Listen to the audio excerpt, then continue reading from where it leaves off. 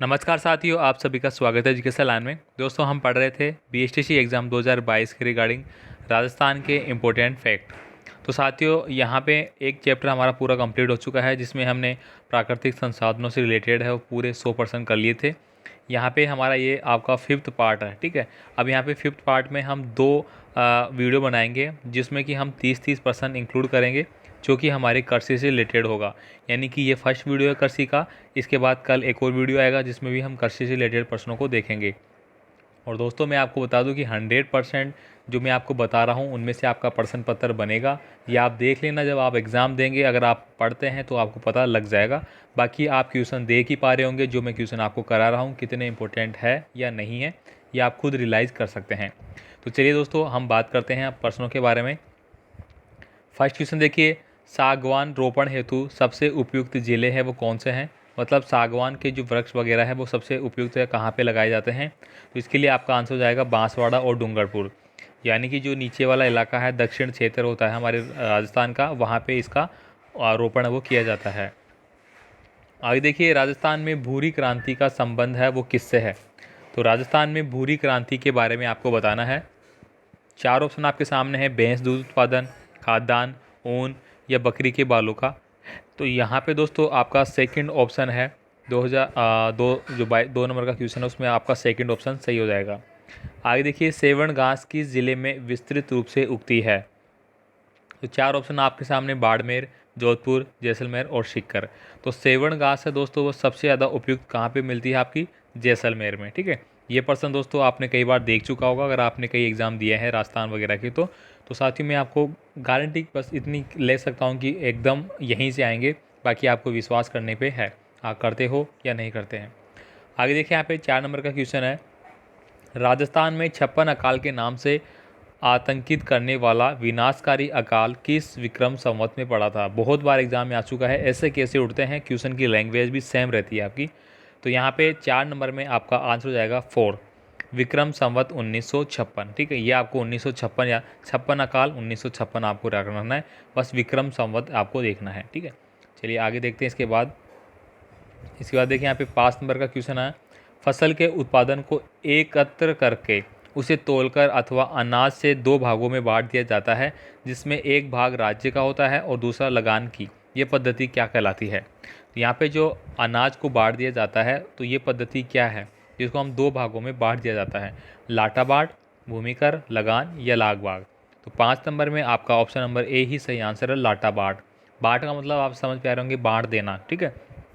लाटा कूट, लाटा बाट, ठीक है, खड़ी फसल, आड़ी फसल, ये सब दोस्तों कर के प्रकार है। अगर आप राजस्थान के यहाँ पे पढ़ेंगे फसलों के रिगार्डिंग, ठीक है, तो ये आपको अच्छे से मिल जाएगा। आगे देखिए, यहाँ पे क्वेश्चन नंबर 6 है, कृषि अनुसंधान केंद्र बांसवाड़ा की ओर से विकसित संकुल किस्म माही कंचन किस फसल से संबंधित है। माही कंचन दोस्तों ये कई बार आ चुका है आपके बीएसटीसी, पीटीईटी, राजस्थान पुलिस या एलडीसी परीक्षाओं में ये प्रश्न आ चुका है। आप प्रीवियस ईयर के क्वेश्चन उठा के देख सकते हैं।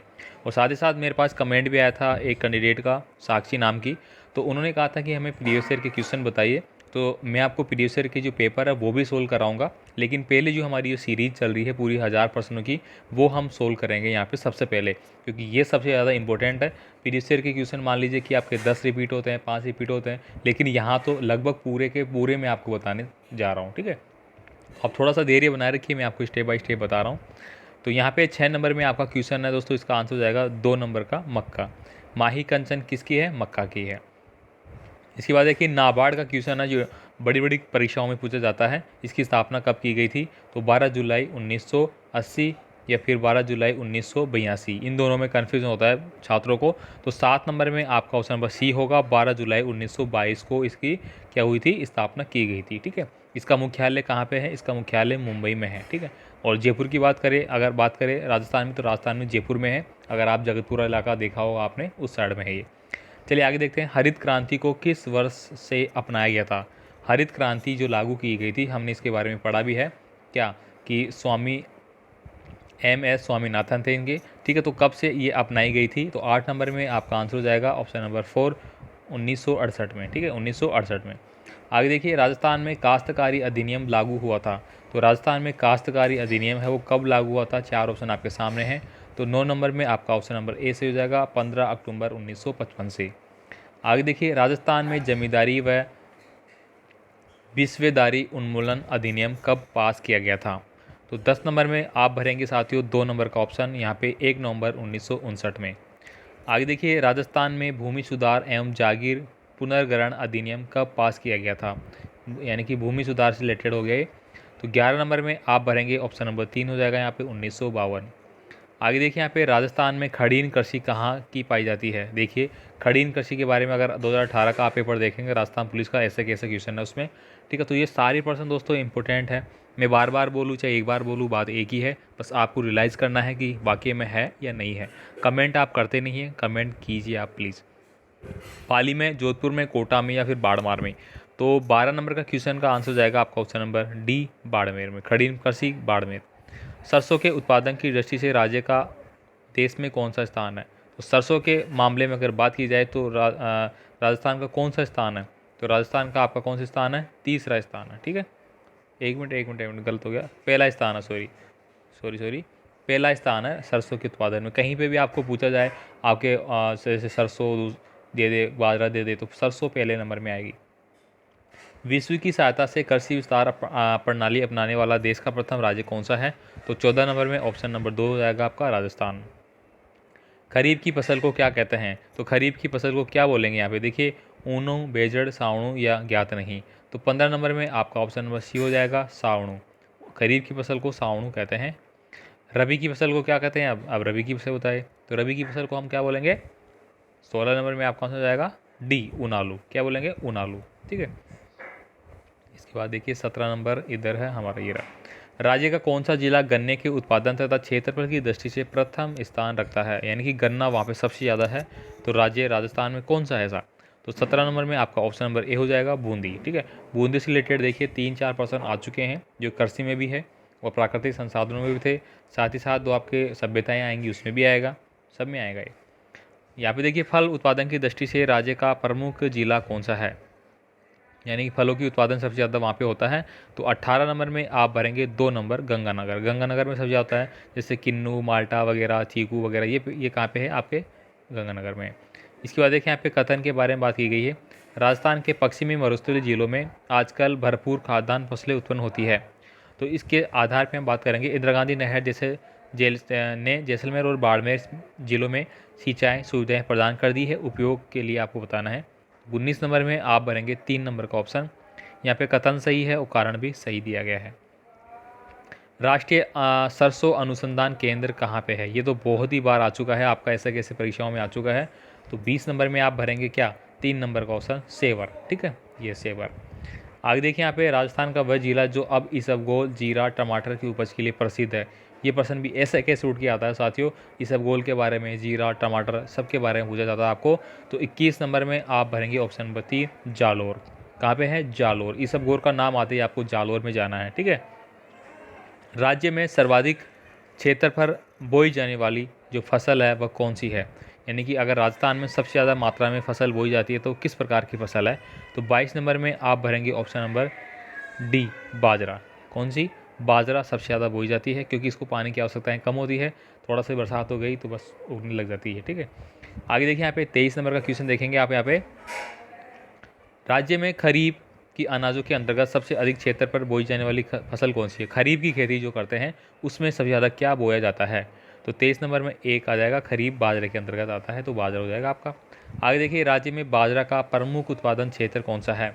अब यहाँ पे बाजरे के बारे में देखिए, लगातार 3-4 पर्सन बन गए, तो कोई सा भी पर्सन आपका आ जाए घुमा फिरा के, सारे आपके सही हो जाएंगे, ठीक है। तो यहाँ पे 24 नंबर में आप देखेंगे 2 नंबर का ऑप्शन आसान हो जाएगा, पश्चिमी क्षेत्र। पश्चिमी क्षेत्र में बाजरा का उत्पादन सबसे ज़्यादा होता है, ठीक है। पश्चिमी मतलब इधर वाला, जहाँ पे मिट्टी वगैरह है ना। आगे देखिए, बाजरा के उत्पादन की दृष्टि से राज्य का देश में कौन सा स्थान है?